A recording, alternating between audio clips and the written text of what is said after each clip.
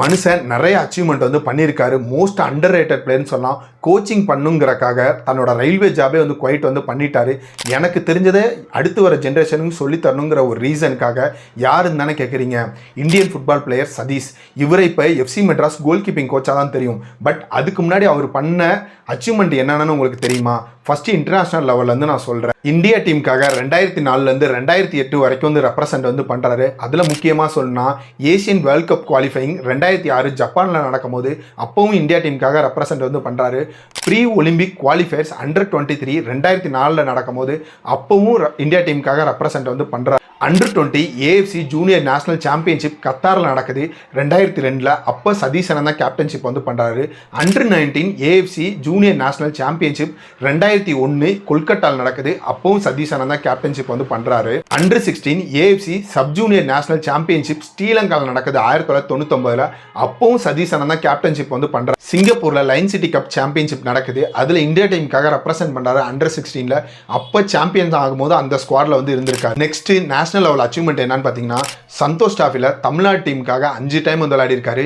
ரயில்வேஸ்க்காக 4 time வந்து விளையாடிருக்காரு. 2002 east Bengal டீமுக்காக represent வந்து பண்ணுறாரு. யூத் நேஷனல் சாம்பியன்ஷிப்பில் அப்போ ஈஸ்ட் பெங்கால் தான் சாம்பியன் ஆகிறாங்க. அப்போ அந்த ஸ்குவாடில் வந்து இருந்திருக்காரு.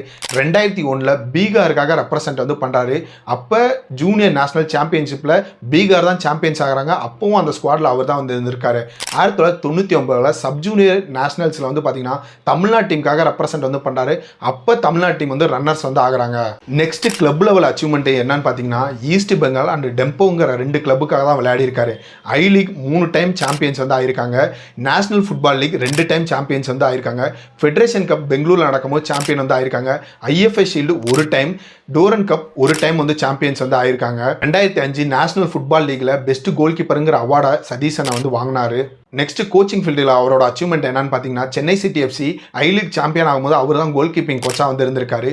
பெங்களூர் சூப்பர் டிவிஷனில் பெங்களூர் யுனைடெட் சாம்பியன்ஸ் ஆகும்போது அவர் தான் கோல் கீப்பிங் கோச்சாக வந்து இருந்திருக்காரு. இப்போ எஃப்சி மெட்ராஸில் வந்து கோச் வந்து பண்ணிக்கிட்டு வந்து இருக்காரு. ஈஸ்ட் பெங்காலில் 1 வருஷம் ஐ லீக் வந்து விளாண்டாரு. அந்த வருஷம் நிறைய ட்ராஃபி வந்து வின் பண்ணாங்க. முக்கியமாக சொல்லணும்னா சதீஷன் அங்கே இருக்கக்கூடிய ஃபேன்ஸ் நிறைய செலிப்ரேட் வந்து பண்ணாங்க.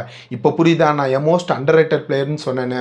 அப்படியே தமிழ்நாடு பக்கம் வந்தேன்னா அவருக்கான அங்கீகாரம் கிடைக்கல. அவரை செலிப்ரேட் பண்ணாமல் தவற விட்ட ஒரு பிளேயரில் சதீஷன் ஒரு ஆள். இதை நீங்கள் நம்பலைன்னா உங்களோட சீனியர் கோச்சஸ் சீனியர் பிளேயர்ஸ்ட்டை வந்து கேட்டு பாருங்கள் சதீஷனோட ப்ரொஃபைல் எந்த அளவுக்கு வந்து இருக்குன்னு சொல்லி. சதீஷ் அண்ணன் கெரியரில் அவர் சந்தோஷ் டிராஃபி மட்டும்தான் வின் பண்ணல, அவர் கண்டிப்பாக கோச்சிங் ஃபீல்டில் வின் பண்ணுவாருங்கிற நம்பிக்கை எனக்கு அதிகமாகவே வந்துருக்கு. ஒருவேளை நான் சதீஷ் அண்ணனை பற்றி ஏதாவது மிஸ் பண்ணியிருந்தேன்னா கீழே கமெண்ட் செக்ஷனில் சொல்லுங்கள். அடுத்து நான் யாரை பற்றி பேசணுங்கிறதையும் கமெண்ட் செக்ஷனில் வந்து சொல்லுங்கள்.